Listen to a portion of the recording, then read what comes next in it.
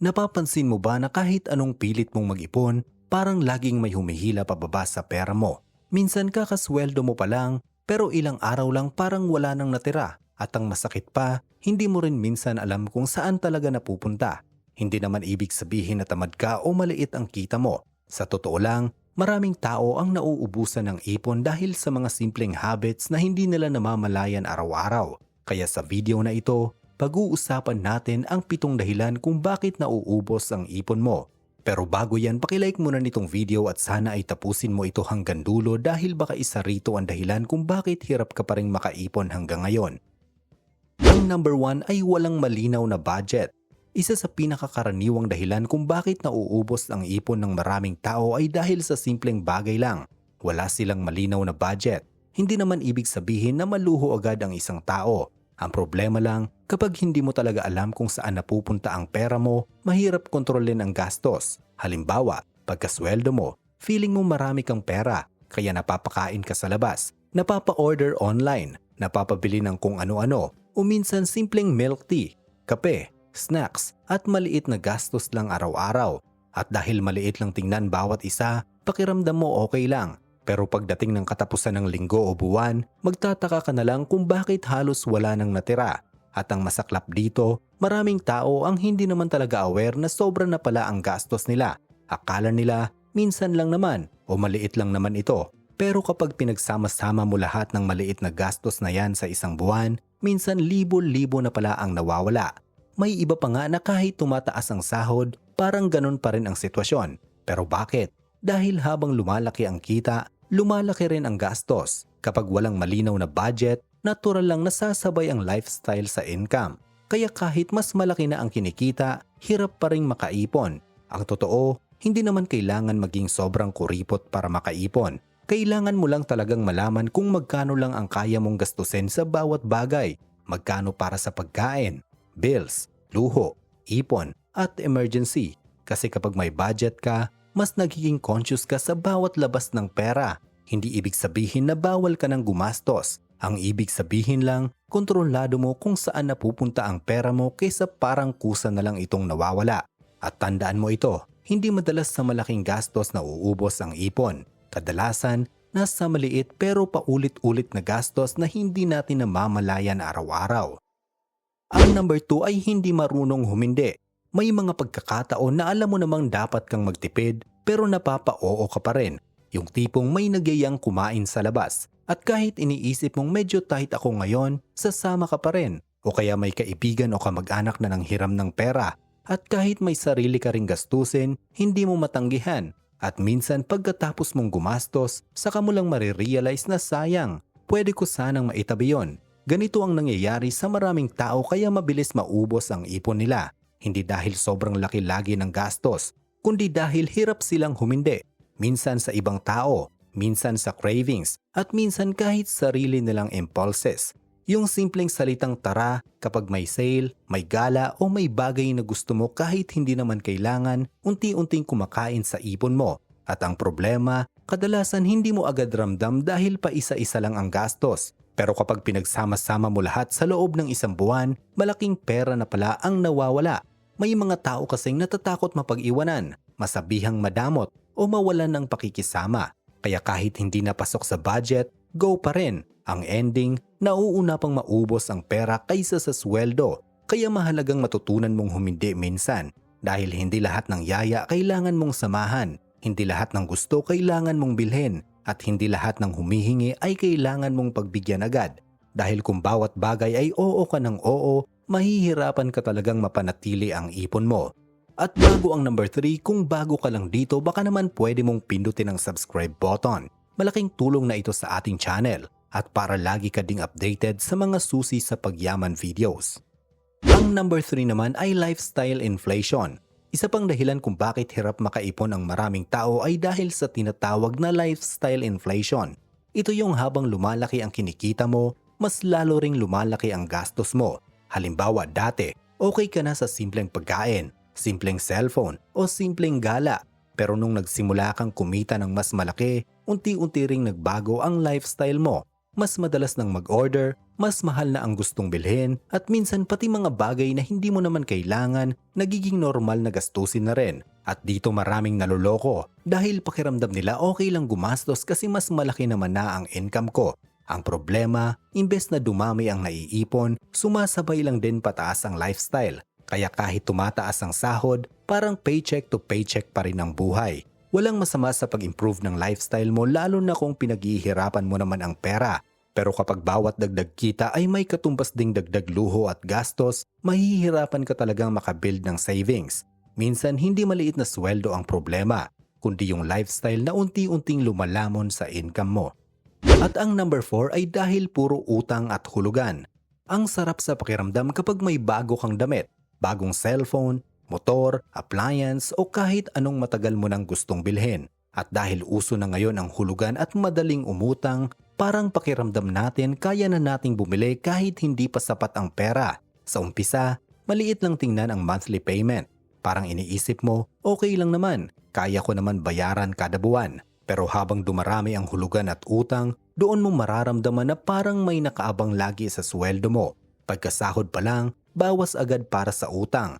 May due date sa cellphone, may hulog sa motor, may utang sa online lending, may credit card, minsan may hiniram pa sa kakilala. Kaya bago mo pa magamit ng maayos yung pera mo, parang may mga nakareserba ng kukuha nito. At dito na uubos ang ipon ng maraming tao. Dahil imbes na may natitira para maitabi o ma-invest sa mas importanteng bagay, napupunta lang sa pagbabayad ng mga bagay na minsan hindi naman talaga kailangan noong una.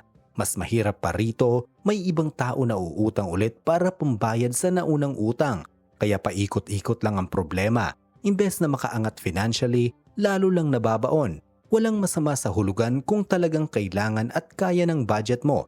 Pero kapag halos lahat na lang ay utang at installment, mahihirapan ka talagang makabuo ng ipon.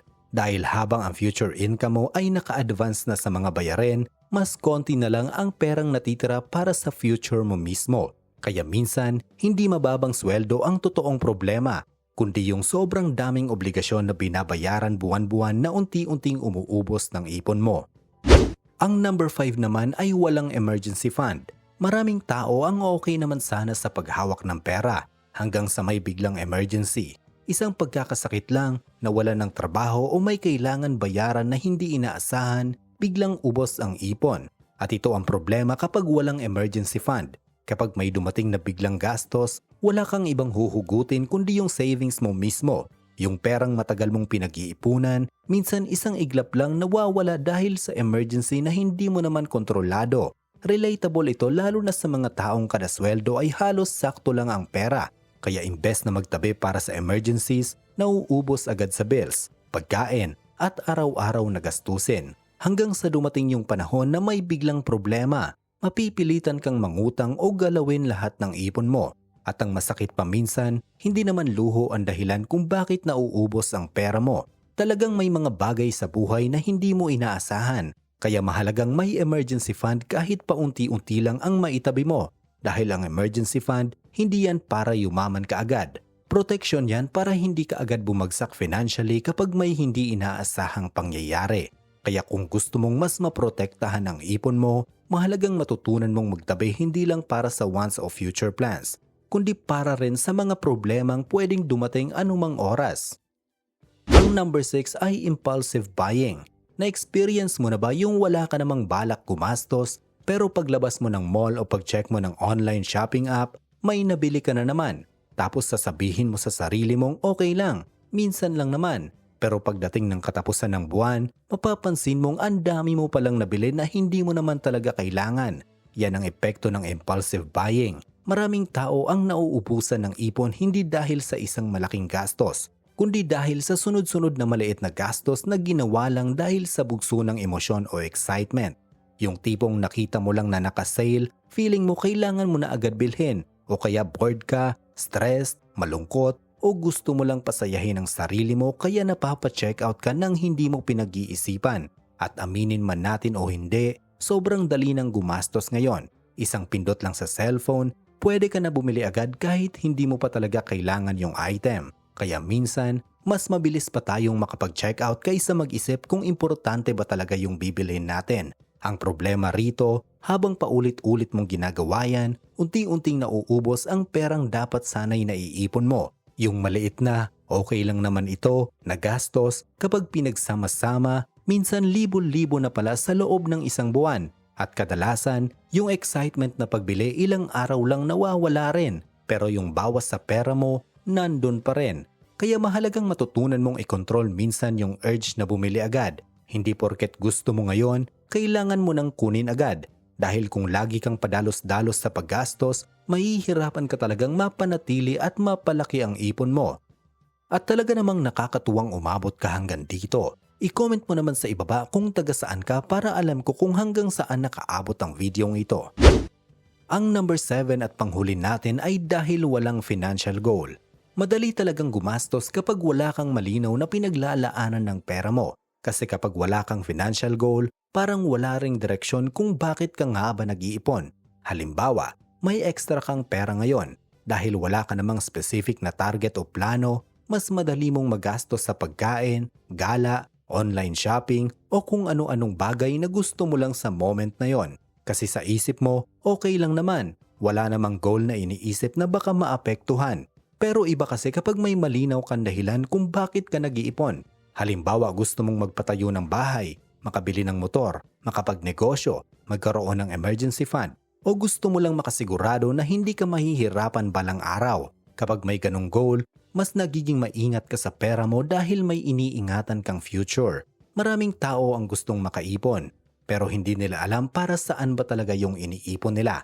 Kaya konting temptation lang, nagagalaw agad dahil walang mas malaking dahilan kung bakit pigilan ang sarili sa paggastos. At minsan, hindi mo agad marirealize na ilang taon na pala ang lumipas pero wala ka pa ring naiipon o na-achieve financially. Hindi dahil wala kang kinita, kundi dahil walang malinaw na direksyon kung saan dapat mapunta ang pera mo.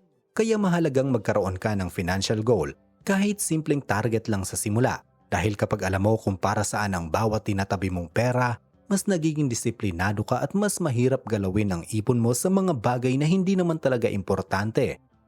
At yan ang 7 dahilan kung bakit mabilis na uubos ang ipon ng maraming tao. At aminin man natin o hindi, minsan hindi talaga maliit na sweldo ang pinaka-problema, kundi yung mga habits at desisyon natin araw-araw pagdating sa pera.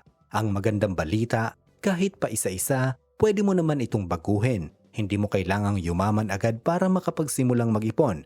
Minsan sapat na yung mas maging conscious ka sa gastos mo, matutong mag-control ng impulsive buying, at magkaroon ng malinaw na goal para sa future mo.